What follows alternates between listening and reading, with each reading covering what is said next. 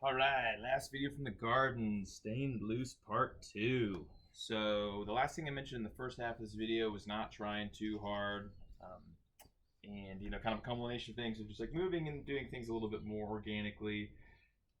Again, something I tell a lot of my clients is that I need you to move like water and not like G.I. Joe, so I rarely have anybody do any sort of this type of stuff. In fact, by rarely, I mean never.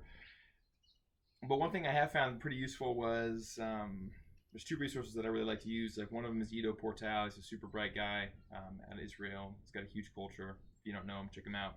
And then Vava Fitness is another dude online, or another couple guys that have a really good approach to training, in my opinion. And essentially, both of them prioritize variety of movement and really being able to do a handful of things. And namely, like a biggest takeaway, and the purpose of this video is to kind of show you one of the things that I've found, and that is just them doing like arm circles and like rotations through their body and really like almost dancing and staying loose.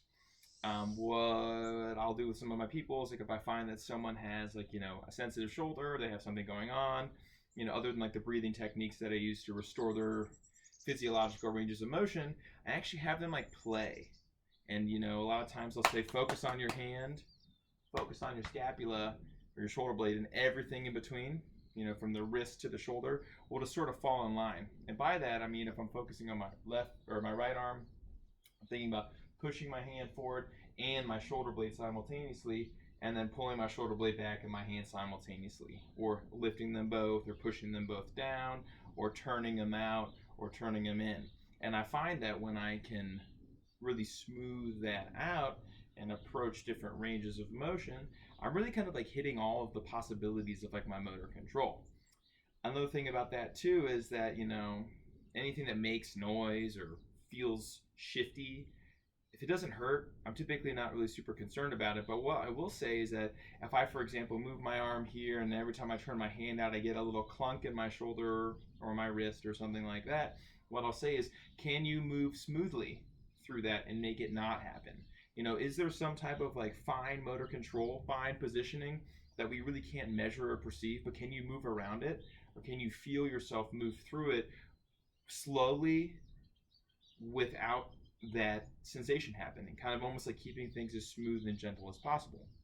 Another thing you can think about, this can also be done like with the hips. You can take a step and like move your hips through and around and like really like work on staying nice and limber. And then you can do a combination of both shoulders, hips, and then like your trunk. So for example, you can come down and you can move around. And this may seem a little bit unorthodox to a lot of people. It definitely is, conventionally, especially here in the US, but it's really, really fun to do, not only, especially with some good music, but it does, keep you tremendously loose, way more than any type of amount of stretching that I would do. So this kind of movement is something that I do after I work out.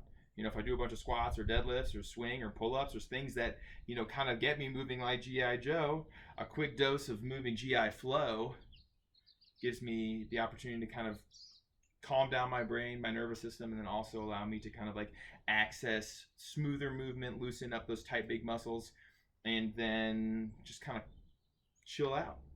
Another cool move you can do is called the spinal wave. Ido Portal is a really awesome video on this.